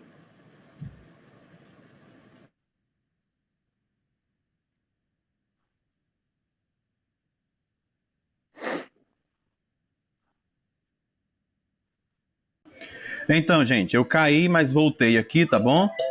Eu tive uma queda, o tempo acabou agora. Beleza. Neste caso, nós vamos dar continuidade aqui neste último bloco. Agora quem vai fazer a pergunta é o Medeiros, né? O irmão Medeiros vai estar fazendo a pergunta, né? Então, Medeiros, o tempo está na tela, pode fazer a sua pergunta. Bom, muito se fala na internet a respeito de Deus não habita em templos feitos por mãos humanas. Pega uma referência aí, eu entro nessa questão que o Fábio Sabino tanto bate, versículo isolado, visto que quando Paulo fala, ele não está nem num templo cristão e nem num templo judaico, tá certo? E uma fala de Estevão, lá de Atos 7:48. Só que em Êxodo, capítulo 25, versículo 8, a Bíblia fala o seguinte, né? E me farão um santuário para que eu possa habitar no meio deles. Então, é o próprio Deus falando. Eu acho que um diácono não tem mais autoridade do que Deus para decidir as coisas, tá certo? Também lá em Ageu, quando o povo volta do cativeiro babilônico, o tempo está parado aqui também, não sei o que está acontecendo, mas tá, beleza. Eu vou continuar falando assim. Lá em Ageu, quando o povo volta de um cativeiro babilônico, Deus fala, ó, cada um está correndo para as suas próprias coisas e a minha casa, ele chama de minha casa, o templo estava em frangalhos, ele fala, a minha casa está caindo aos pedaços. Jesus também disse, a casa do meu pai não é casa de comércio, ele falou isso uma vez. E numa outra vez, quando Jesus era criança, Jesus disse o seguinte, convém estar na casa de meu pai. Eu gostaria de saber como é que pode essa casa que Jesus se refere ser pessoas, estar na casa de meu pai. Jesus entrou dentro da pessoa fisicamente, a lei da física não permite isso. E tantos outros textos que eu citei, mostra que casa é casa, era a casa de Deus, tá certo? Até inclusive João capítulo 2 fala, o zelo da minha casa, da tua casa me consumiu. Ou seja, se referindo claramente ao templo. Então como é que Deus não habita em templo? É isso que eu gostaria que o Fábio Sabino explicasse. Professor Sabino, o senhor conseguiu entender a pergunta? Mais ou menos. Quer que ele refaça a pergunta, resumidamente? O senhor poderia resumir a pergunta para ele, querido Medeiros, por favor? Sim, faço. Então, Êxodo 25:8, Deus fala, e me farão um santuário para que eu possa habitar no meio dele. Lá em Ageu também, quando o templo foi destruído e cada um corre para o seu próprio negócio, e a casa do Senhor está destruída por causa do cativeiro babilônico, eles tinham acabado de voltar, o templo tinha sido destruído, Deus fala, a minha casa está deserta. E Jesus também chama de casa, tanto quando ele era criança, como ele está na casa de meu pai, quando ele faz um chicote e expulsa os cambistas. Bom, se Deus é onipresente e tem todos esses textos falando a minha casa, a casa do meu pai, como é que Deus não habita em templo? Pronto, o senhor entendeu, né? Tá. Neste caso, o tempo na tela para o professor Sabino construir a sua resposta. O tempo é todo seu. Vamos lá. Primeiro eu vou começar por qual razão existiu o templo para o povo judeu. Isso é simples. Porque todas as outras nações que lhe antecederam existiam templos. Tá?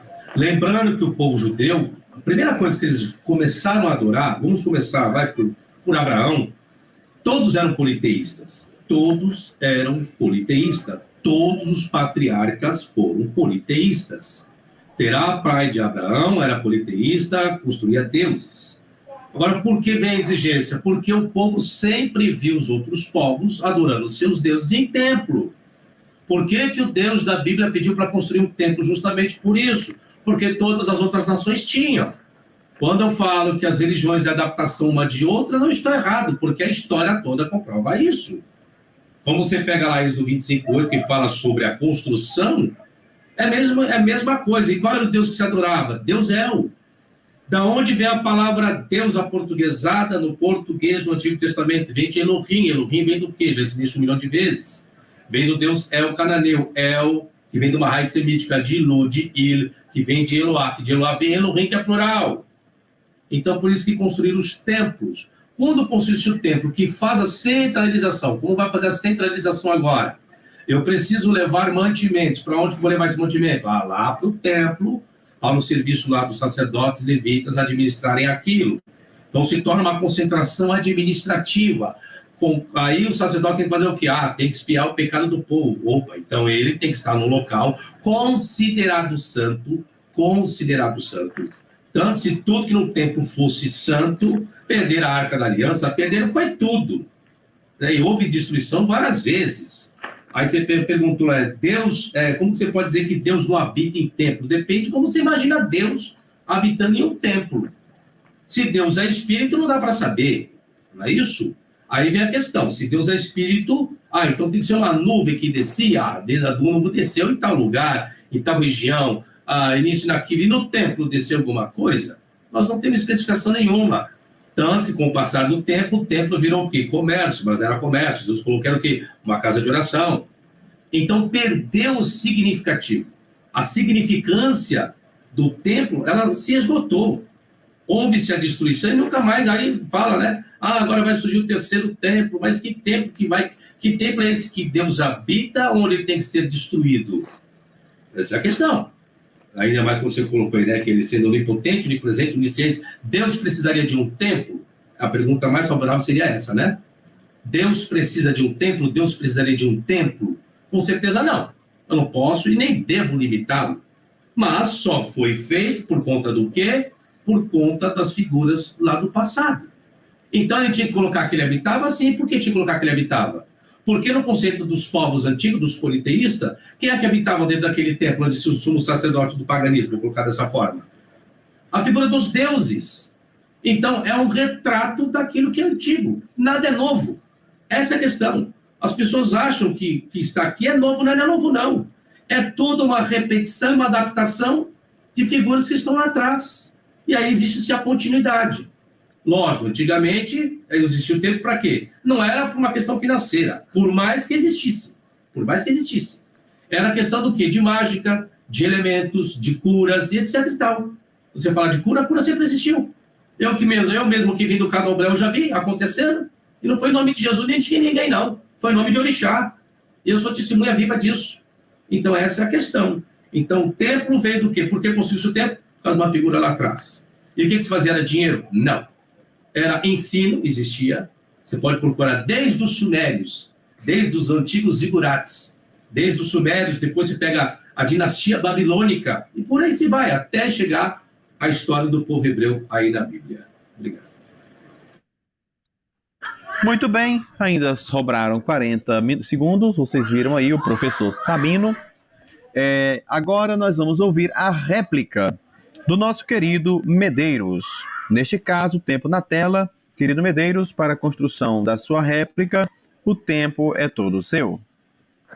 Bom, tá certo. Bom, no templo também, Fábio, havia o sacrifício pelo pecado, não é? Era algo que só o sacerdote, naquela ocasião e naquele momento, podia fazer. A intercessão pelo pecado das pessoas, não é? O sacerdote, ele ensinava, o sacerdote intercedia, e o profeta era aquela figura que não era ofício, ele era levantado de tempos em tempos quando a coisa ia mal. Mais ou menos semelhante à época dos juízes, tá certo? Havia também local de adoração, né? A gente vê lá em Jeremias 29, havia local de adoração, local de oração. A Bíblia mostra que Pedro e os demais iam no templo, a igreja ia no templo. Lucas 24, 53 mostra que a igreja estava sempre no templo e não ia lá para arrancar as pessoas. Segundo Lucas 24, 53, a igreja ia no templo para louvar e bendizer a Deus. Eu ouço os desigrejados dizendo, não, mas como que ia no templo louvar e adorar, sendo que lá é só local de sacrifício negativo? É só você olhar os versículos correspondentes em Jeremias, em Crônicas, você vai ver que não tinha só o local, o Santo dos Santos, só o santo lugar. Não tinha só isso. Havia o pátio dos gentios e etc. Então havia local, sim, de oração e de adoração. E aí, eu quero pegar carona aqui, já que nós estamos falando a respeito muito de conceito de hermenêutica e exegese e coisas fora de contexto, eu gostaria de saber como que alguém pode basear, por exemplo, 1 Coríntios capítulo 3, o versículo 17, para dizer, se alguém destruir o santuário de Deus, Deus destruirá, porque vós sois o santuário de Deus. Mas o capítulo não está falando para não ir no templo. Aí que tá. Agora eu vou colocar uma matéria que o Fábio Sabino é especialista, exegese. Esse capítulo, quando você pergunta para desigrejado, no YouTube, no Facebook, ele nem sabe do que se refere o capítulo 3 e o capítulo 6 de 1 Coríntios. Ele não sabe nada. Ele coloca textos fora de contexto, é uma miscelânea de coisas, não é? Por exemplo, vou dar um exemplo aqui claro, tá? Eles colocam assim, Paulo, ele trabalhou em Coríntios. Isso por motivos óbvios, é claro. Se você ler o versículo 11, aqui, até a presente hora sofremos fome, sede, nudez e somos esbofeteados e não temos morada certa. Se ele enviou essa carta para Coríntios, é óbvio que é com ele que ele está falando. Tanto que em 1 Coríntios capítulo 6, versículo 10, ele fala da avareza. Então fica claro que aquela igreja era uma igreja avarenta e por motivos óbvios ele tinha que trabalhar. Senão ele passava fome. A Bíblia fala que ele passou fome, frio e sede. Então vamos lá. O capítulo 3 de 1 Coríntios fala sobre fundamentos e responsabilidade do que ensina. Ninguém pode colocar um outro fundamento senão Cristo. E era uma igreja grega, era uma igreja misturada, era uma igreja insubordinada aos apóstolos, aos líderes, tá certo? Então, evidentemente, eles estavam ensinando heresias. Aí Paulo fala, quem destruir o templo, como que destrói? Ensinando heresias, Deus o destruirá. O capítulo 6 de 1 Coríntios chega a ser ridículo fazer uma afirmação de 1 Coríntios capítulo 6. Isso é não fazer nada de exegese, zero de hermenêutica, é você afirmar 1 Coríntios capítulo 6 e dizer assim, você é o templo, você não precisa ir no templo.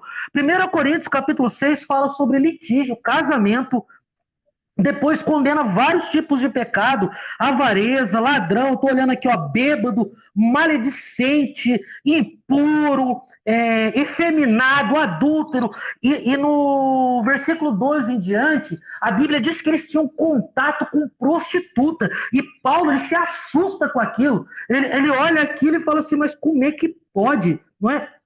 Acaso não sabeis que vós é santuário, seu corpo é santuário do Espírito Santo e vocês têm contato com prostituta? Vocês não sabem que quando vocês formam carne com prostituta, você forma uma carne só? Então Paulo não está estimulando de forma alguma não se reunir, não congregar. Muito pelo contrário, ele está falando para se reunir e congregar, está dizendo que nós somos o templo do Espírito Santo e não cometer esses pecados. E com relação à fala anterior do Fábio Sabino, que ele colocou lá da desordem do culto, exatamente, Paulo colocou ordem. Paulo chegou e estabeleceu uma ordem de coisas que estavam erradas. Por isso que tem a figura do pastor, chame de presbítero, bispo, chame do jeito que você quiser. Por isso que tem essa figura. A figura sacerdotal. É exatamente por isso que o apóstolo Paulo escreveu uma carta a Coríntios. Ok, esse barulhozinho é bom, que já lembra que o tempo acabou. Não é isso, senhores? Olha, bem, neste caso, nós temos perguntas dos espectadores, nós temos questionamentos que eu gostaria de estar colocando aqui, né? É o seguinte, eu tenho para finalizar, eu vou aqui trazer um questionamento para que ambos abordem, né? Então, vou fazer um questionamento para que ambos abordem. Isso é novo? Eu criei. Bem, cadê o Medeiros? Então, Medeiros e professor Fábio Sabino, é o seguinte, vou colocar aqui os três na tela. É o seguinte, o que eu vou argumentar é para os dois aqui. Eu vou dar um tempo para os dois falarem sobre o que eu vou argumentar aqui. É bem comum que nós vemos uma gama de pessoas, digamos que a maioria, com o hábito do congregar. E é moderno, talvez, não sei, essa questão do não congregar. E, obviamente, aqueles que congregam criam termos que, com certeza, pejorativos, chamando-os de desigrejados. Obviamente, eles defendem-se, dizendo que não. Apesar de não frequentarmos um templo, nós somos a eclesia, nós somos a igreja. E com isso eu quero perguntar para os dois. Além dos valores que já foram apresentados aqui por ambos, existem certos ofíceis expressos nas escrituras, como a koinonia, como a prática do bem, a prática do amor, a assistência e o culto mútuo a Deus, e termos como congregai-vos. Como que vocês dois, vocês podem escolherem aí quem vai falar primeiro, como que vocês dois apresentariam argumentos em relação a esses valores que eu vos apresentei? Professor Fábio Sabino, se quiser começar. Tá ok. Bom, vamos lá. A prática do bem a prática do bem, primeiro, independe de religião. Para fazer o bem, eu não preciso de religião para me fazer o bem. A prática do bem, eu não preciso de templo, eu não preciso de nada. Eu sou um ser humano como todos são. Todos são criaturas de Deus. Independe se a pessoa é judeu, é cristão, é muçulmano, budista, macumbeiro, raio que o parta. Isso é uma coisa intrínseca dentro de cada ser humano. O problema é quando eu condiciono que eu só faço bem e sou do bem quando estou dentro de uma religião. Não estou nem falando de templo agora. Eu estou falando de conceito de religião. Isso é uma questão do que estuda o antropo... Ai, meu Deus, agora fugiu até a palavra. Agora. Antropologia. A antropologia vai estudar esse comportamento humano. E vai estudar muito bem sobre isso, que não precisa de religião. Por isso que na época antiga, muitos eram ateus. E digo mais, tem muitos ateus vivendo bem em sociedade, em coinonia, que é comunhão. Porque o outro problema é que as pessoas pensam que comunhão tem que ser apenas daqueles que defendem a mesma bandeira. Essa é a questão. Isso se torna um perigo. E a pessoa acaba se isolando da sociedade. Muitas pessoas se isolaram da sociedade. Hoje mesmo tem empresa, só contrato aqueles que comungam a mesma fé, a mesma comunhão. Isso é perigoso, porque aí torna-se um radicalismo. E como existem outras religiões, o radicalismo também. Como a gente pode falar do povo, os radicalistas extremos que são dentro da religião islã. Então, a coinonia, a prática do bem, independe de religião, independe de templo, independe de qualquer coisa disso. Vou usar até um texto bíblico aqui agora, acerca do bem, porque Paulo escreve, acho que em Romanos capítulo 2, que vai falar acerca da questão ontológica, que o homem, sem ter o conhecimento da lei, fazem as coisas como se fosse da lei. Tendo a sua mente julgando, dizendo sim ou não. E o seu coração dizendo se pode, se não pode, se é certo ou se é errado. E Paulo detalha muito bem, se vou colocar dessa forma, né? Quem me conhece sabe se eu defendo Paulo, se o escrito é dele realmente, mas essa não é a questão aqui. A questão é apenas expressar o conceito. Então eu não preciso de nada. Agora, tem pessoas, eu vou para o outro lado agora, tem pessoas que precisam de uma religião? Sim. Tem pessoas que precisam viver dentro de uma casa ou de um templo? Sim. Tem pessoas que precisam disso, porque me desculpa o termo. Eu trabalhei com pessoas de casos de recuperações, eles, amigos meus, dependentes químicos, eu também sou um também. Quem conhece minha história já assistiu minha entrevista aí no YouTube, um vídeo que eu tenho, eu falo sobre essa minha história, que eu sou um ex-adicto, um ex-dependente químico. Eu sei que eu precisava fazer isso, porque tem pessoas que precisam realmente de uma religião, porque senão a pessoa, ela perde o rumo da vida, ela perde o senso. Tem pessoas que não podem beber, não precisam, não pode, porque se beber, então a mesma coisa a religião. O ser humano precisa de uma religião? Não. Agora, dependendo da formação daquela pessoa, não precisa. Agora, de qualquer religião. Estou falando do budismo, do candomblé, onde ela se sentir bem. Tem um templo do budismo? Tem, se ela se sentir bem, que ela vá. Tem um templo do povo muçulmano? Tem também. Vai lá em Meca, vai em Meca. Então, se sente bem assim, que vá. Agora, o que eu sempre coloco é que não pode existir a obrigatoriedade. Porque se existe uma obrigatoriedade de servir a Deus dentro de um templo, então você pegar a segunda Bíblia, então a primeira coisa que Deus deveria ter criado para Adão e Eva era um templo.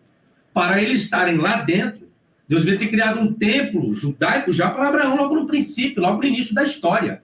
E essa não é a história. Por isso eu estou falando, se Deus preserva isso é regra, é isso que eu não gosto, isso não pode ser regra, porque tudo que é uma regra tem que existir desde o princípio. E desde o princípio nunca existiu isso. Muito obrigado. Muito bem, senhores. Agora eu vou colocar o tempo na tela para o Medeiros estar fazendo suas argumentações, né? Medeiros, o tempo já está na tela, o tempo é todo seu. Tá certo. Bom, eu gostaria de falar para as pessoas que a igreja, apesar dela ser espiritual e invisível, ela também é um organismo e é visível, tá certo? 1 Coríntios capítulo 1, versículo 2 diz assim, a igreja de Deus que está em Corinto, ela está. Então, isso aqui já é um ponto. O segundo ponto é o que está escrito lá em Filipenses, capítulo 1, versículo 1. Paulo e Timóteo, servos de Cristo Jesus, a todos os santos em Cristo Jesus, inclusive bispos e diáconos que vivem ali. Ela tem ensinadores, que conforme está escrito em Tito, capítulo 1, Paulo fala, estabelece presbíteros. Então, não é qualquer pessoa que pode se auto-estabelecer. Isso tem uma sucessão, mas eu não quero entrar nesse mérito de questão aqui, tá certo? E também está escrito lá em Atos, capítulo 2, E aí nós vamos entrar nessa questão da comunhão, de fazer o bem, do partir do pão e etc. E aí, em Atos, nós vemos aqui as pessoas comungando da mesma fé que os apóstolos, vivendo em união e etc. E vamos falar um pouquinho dos dias de hoje, já que o professor também falou aí dos dias de hoje, nós vamos falar um pouquinho dos dias de hoje, né?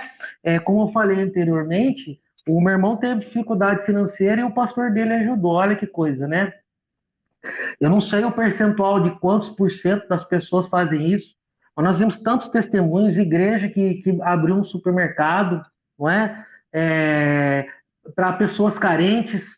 Nós vemos o caso, eu vi o testemunho do próprio delegado Palumbo, que tem um canal na internet, ele falando que o pai dele é um padre, né? O pai dele é um padre italiano, acho, se não me engano, veio da Sicília.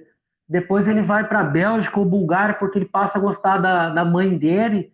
Aí ele viu que não dava, ele voltou para o Brasil, pediu desligamento para o Papa, voltou para o Brasil, se casou. E desde pequeno, o delegado Palumbo falou que ele viu o pai dele colocar na sala da casa dele pessoas, tá certo? Colocar pessoas na sala da casa dele, alimentar, trancava os quartos. Então nós vemos muita gente da igreja fazendo caridade, fazendo benfeitoria. Bom, como foi citado aí a respeito de alguns que não fazem ou alguns que não estão buscando isso, desde a época da Bíblia já é assim. Esse grupo mesmo, Eu Sou de Cristo, de 1 Coríntios capítulo 1, versículo 12, é um grupo que veio depois. É claro, Corinto era uma rota comercial, consequentemente era um lugar onde tinha dinheiro, onde 2/3 da população eram escravos. Então, quem não era escravo era uma pessoa com dinheiro. É só olhar na festa ágape, a abastança que estava para uns e a falta para outros. Tá certo? Então, Paulo ali, ele corrige, ele mostra o que é fazer o bem, o que é uma caridade. Paulo ali está colocando as coisas nos seus devidos lugares. E eu acredito piamente, e a Bíblia mostra isso, que ninguém é melhor para mudar de vida, como Jesus, por exemplo, que mudou a vida do Zaqueu. Um homem extremamente avarento, um homem ladrão, e um homem que teve uma mudança de dentro para fora. Porque conversão é isso, é quando você tem uma mudança de dentro para fora. Então, testemunhos de caridade tem inúmeros. Aqui mesmo no meu bairro aqui, eu nem vou na Assembleia de Deus, a Assembleia de Deus mantém uma creche com recursos totalmente próprios. Eu até mandei o link para uma pessoa que já foi tia na escolinha dessa creche. Mantém com recursos próprios, tá certo? A Igreja Católica, desde a Idade Média, ela faz caridades. Mas é óbvio que a igreja tem problemas. E se você quiser uma igreja perfeita, no dia que você for até a igreja, ela deixa de ser perfeita. Porque você que está me ouvindo aí, você é imperfeito. Assim como eu sou imperfeito, assim como o Sabino, assim como o Elton, e assim como todo mundo que está assistindo aqui é imperfeito. Todos nós somos imperfeitos, mas através da palavra de Deus, a palavra que muda a pessoa de dentro para fora, nós podemos nos tornar pessoas melhores. Poxa, se Deus mudou a vida de Zaqueu, se Deus mudou Manassés, o camarada queimava os filhos na oferta. Se Deus pôde mudar Manassés, então eu não acredito que pau que nasce torto se endireita. Nunca se endireita. Eu tenho certeza que pau que nasce torto se endireita sim. Quando a palavra de Deus entra, a pessoa dá ouvido, ela escuta, ela não edifica a sua casa em cima de uma rocha. Não, ela não edifica. Quando ela dá ouvido e ela pratica, em cima da areia, ela edifica a sua casa em cima de uma rocha. E aí ela tem uma mudança. E ela passa a ser um ser humano melhor, inclusive para a sociedade. Ok, senhores, estamos chegando ao final de mais um debate, vamos para as considerações finais, e nessas considerações finais eu já quero estar agradecendo a vocês, né? Professor Sabino, o senhor vai dispor de 2 minutos para fazer suas considerações finais. A Arena Apologética agradece a sua estreia aqui no debate teológico. A Arena é uma plataforma que tem promovido esses debates aqui de diversos aspectos, diversas doutrinas, né, digamos assim. Muito obrigado também, o querido Medeiros. É a sua estreia, Medeiros, aqui no Arena? Sim, eu fiz um outro debate no outro canal que foi transmitido aqui também. Os 2 debatedores estão estreando aqui no Arena, isso é maravilhoso, né? Bem, Vamos para frente que atrás vem gente. Eu já quero aqui estar botando na tela 2 minutos para o professor Sabino fazer as suas considerações finais. Espera ainda que eu já coloco. Estou sozinho, como já falei desde o início. É isso aqui. Cadê? Vamos nós. Neste caso, tempo está na tela. Tempo é todo seu, professor Sabino. Obrigado, professor Elton, Medeiros, todos os internautas que eu não pude ler mensagem de ninguém. Eu vi até que o chat privado, pensei que ia vir aqui, mas é a primeira vez que eu estou aqui com vocês. Tirando o percalço que ocorreu, fico muito agradecido. Como eu falei, não consigo debater fé, não debato crença. E fé para mim é uma coisa muito particular de cada um, independentemente da forma que a pessoa acredita ou não. Então, se cada um tem fé, cada um tem sua crença, que tem da forma que achar por bem ter. O que eu, professor Fábio, não aceito, nunca aceitarei, é alguém querer enfiar agora a minha porque eu tenho que ter fé desse jeito, acreditar desse jeito. Isso nunca. Nunca. E também não sou de fazer proselitismo com ninguém. Então, para mim, cada um acredita da forma que quiser acreditar, tem a fé da forma que quiser ter, se é na Bíblia ou não, se é no budismo, se é no Alcorão, se é no livro de Avesta, aonde seja que a pessoa se sinta feliz, se sinta bem e faça aquilo por bem que achar melhor dentro do seu conceito, da sua fé, da sua crença. Tenho minha fé, tenho minha crença, independe da Bíblia, com certeza. Hoje a Bíblia é um instrumento do meu trabalho. Goste, quem quiser gostar, quem não quiser gostar também não vai fazer diferença nenhuma para mim, que minha vida não mudará pelo conceito de ninguém. Minha vida é minha vida, meu conceito é meu conceito, minhas ideias são minhas ideias, minha fé é minha fé. O que eu tenho e procuro dar é respeito às pessoas, à sociedade, às famílias, e até muitos, as pessoas não sabem, mas muitos amigos meus são evangélicos, são pastores, são bispos, e tem até apóstolos amigos meus. Uma boa parte na época eu formei na faculdade, e assim eu me dou muito bem com eles, e quando eu posso, vou até congregar com um deles. Até isso eu faço. Sabe por quê? Porque eu sou uma pessoa livre. Tenho meu conceito, minha formação, meu amor, meu carinho. E muito obrigado para todos vocês. Sucesso, professor Elton, e sucesso, Medeiros, sempre. Muito obrigado, professor Sabino, por suas palavras. Agora vamos ouvir o querido Medeiros.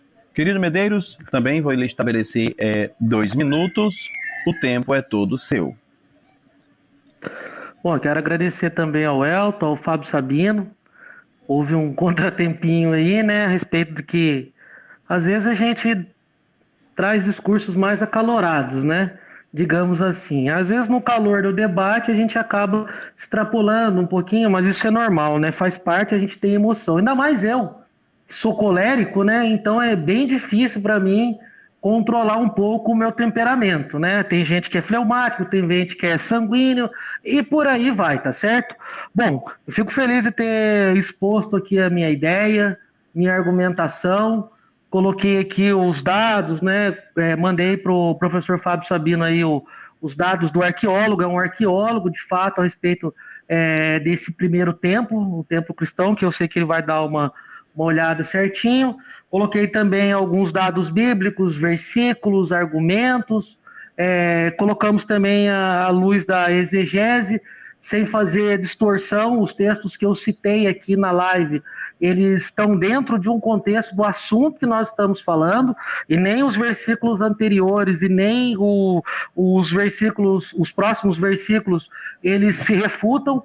Não é? Eu não distorci textos aqui, apenas coloquei os dados, mas como o Fábio Sabino falou, ele não é obrigado a concordar. Eu apenas expus os fatos aqui da seguinte maneira, né? Alguns textos que desigrejados usam, como 1 Coríntios 3 e 6, do ponto de vista da exegese, são simplesmente ridículos.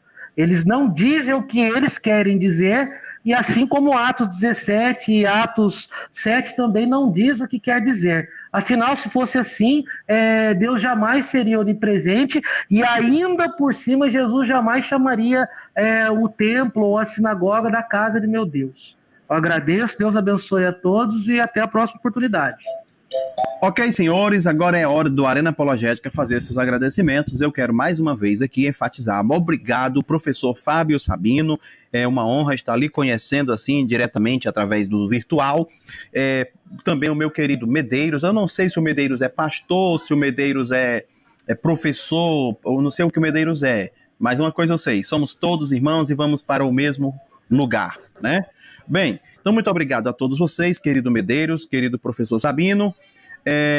O Arena Apologética, o seu canal de debate do YouTube. E muito obrigado você, Ricardo Guerra, Sony Blow, Walter Mendes, não tem como falar o nome de todo mundo, né, gente? Deixa eu ver como é que é esse nome aqui, Gelgrios, ele falou e escreveu em grego aí, o Walter Mendes, é isso aí. Então, mais um debate aqui no Arena Apologética, mais uma apresentação de conteúdo relevante para gerar em nós a reflexão e tirarmos o melhor desse debate. O debate não é um mero confronto para saber quem é melhor do que quem sabe mais, quem sabe menos, não. Obviamente isso se evidencia, porém não é essa a intenção do debate em si. O debate é bíblico. Se você ler lá em 2 Timóteo, as escrituras nos mandam redarguir, defender a fé, né? Então, é isso. Muito obrigado você, espectador. Se inscreva aqui no canal, deixe o seu joinha, compartilhe esse debate. Muito obrigado, professor Sabino. Muito obrigado, Medeiros, mais uma vez. Fiquem todos com Deus. E eu vou soltar aqui a vinheta do término do Arena Apologética. É isso aí.